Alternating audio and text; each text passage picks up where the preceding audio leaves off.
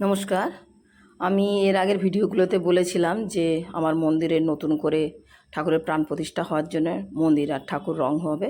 তো সেইটাই আপনাদের দেখাচ্ছি। এই যে প্রাইমার লাগানো হয়েছে, আর লাগানোর পরে কেমন লাগছে, ঠাকুর যেন সিলেট পাথরের মতো লাগছে দেখতে, সেটাই আপনাদের আমি দেখাচ্ছি। মাথার উপরে রাধাকৃষ্ণ আছে। আর সেদিনকার মাঝে মাঝে তো যেতে হতো, যেহেতু রং হচ্ছিল, সেই জন্য একটু ঘন ঘনই আসতে হতো, যেহেতু এখানে শ্বশুরবাড়ি আর আমার মন্দির সব আছে। তো এই সেদিনকার এসেছিলাম, সেদিনকার এই জন্য মন্দিরের রঙের সমস্ত ভিডিও আপনাদের আমি দেখাতে পারি না, কারণ প্রত্যেক দিন তো আমি যেহেতু থাকি এক জায়গায়, কলকাতায় থাকি, আমার দেশ বাড়ি বাগনান, রোজ তো আসা হয়নি। যখন যখন এসেছি যেমন যেমন ভিডিও তখন তুলেছি, আর সেইগুলোই আপনাদের কাছে আমি শেয়ার করছি। আর এই হওয়ার পরে দেখুন মন্দিরের রঙও শুরু হয়ে গেছে।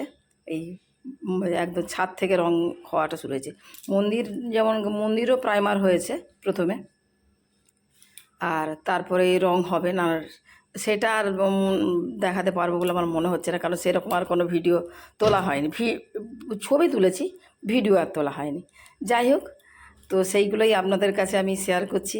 দেখুন কিভাবে ঠাকুর রং হচ্ছে, ঠাকুরের এই যে গায়ের বেনারসির কেমন কালার হচ্ছে, সেই সবগুলো আপনাদের সঙ্গে, এগুলো তো দেখা খুব কমই পাওয়া যায়।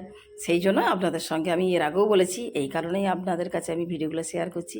তো ভিডিও যদি ভালো লাগে অবশ্যই লাইক, শেয়ার অ্যান্ড সাবস্ক্রাইব করবেন, আর আমাকে সাপোর্ট করুন। আপনারা আমার সঙ্গে থাকুন। আমার কয়েকটা এরকম ভিডিও আমি বলেছি, এই এপিসোডে কয়েকটা ভিডিও হবে, তো সেগুলো আপনারা থাকুন, দেখুন, আর আমাকে সাপোর্ট করুন। থ্যাংক ইউ আমার সমস্ত দর্শকদের। যারা দেখেননি আপনারা প্লিজ শেয়ার করুন, তারা যাতে দেখতে পান সেটুকু সুযোগ করে দিন আমাকে আর আমার বাকি দর্শকদের। সবাইকে ধন্যবাদ। এই মন্দিরের ছাদেতে রং হচ্ছে।